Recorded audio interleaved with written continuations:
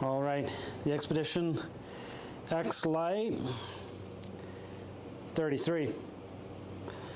So, before we get into specs, we'll get into what makes this boat different than others, and that's the riser material they're using. This is what they're calling Magnite. So instead of your traditional carbon or aluminum, this is bonded alloy that they claim to be 30% lighter than 6061 aluminum and stronger than carbon, with 20 times more vibration dampening than commercial grade carbon and 3 times more vibration dampening than 6061 aluminum. Bold claim. Pretty hard to test that kind of thing, but I can tell you it's extremely dead in the hand. I really don't feel any vibration after this shot, and it's a material that's been trusted in aerospace and defense for quite a bit now. There's nothing new about the material, it's just its application to archery that's new. Some handy features: you still got your core mount if you get the bracket for that. This one's just mounted regularly.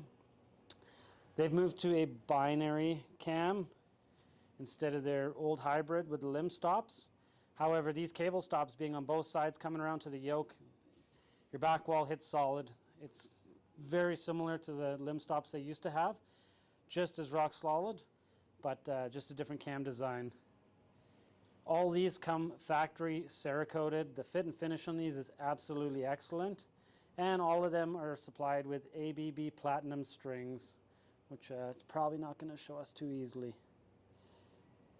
There we go. So you got your pick of a bunch of colors and things like that for no extra charge, along with those platinum strings, which really, it's very nice to have a boat that comes with strings that's going to last a really long time right out of the gates.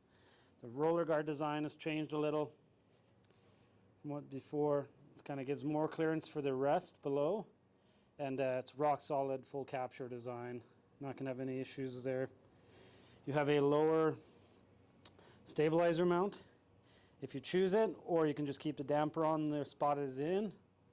And otherwise, overall, the riser design is really nice. It's a longer riser, more parallel limbs, similar to Matthews. Lots of comments that some similarities there. As with all bows, there's always some similarity, but pretty great design, shoots awesome, and we'll show you the speed next. All right, speed test on the Xlite 33. This bow is set at 29 inches and 70 pounds. First arrow is about 501 grains.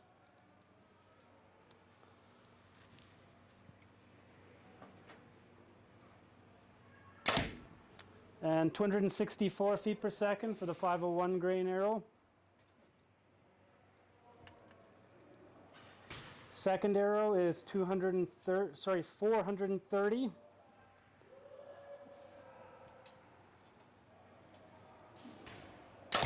And 282 for the 430 grain arrow.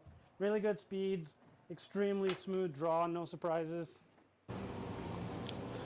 All right, for specs on this guy, this 33-inch model is 33-inch axle to axle, 6.5-inch brace height. 338 feet per second is the speed rating, and it's fairly close to that. It's especially for how smooth the draw is, it really is pretty decent.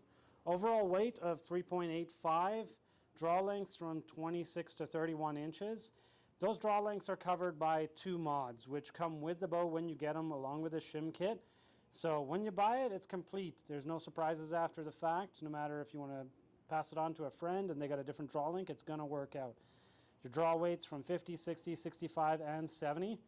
And overall, pretty dang good option. If you guys are interested in what one of these might cost or a lead time, make sure to reach out to Archery World Calgary for you Canadians, and we'll get that to you. Have a good day. Take care.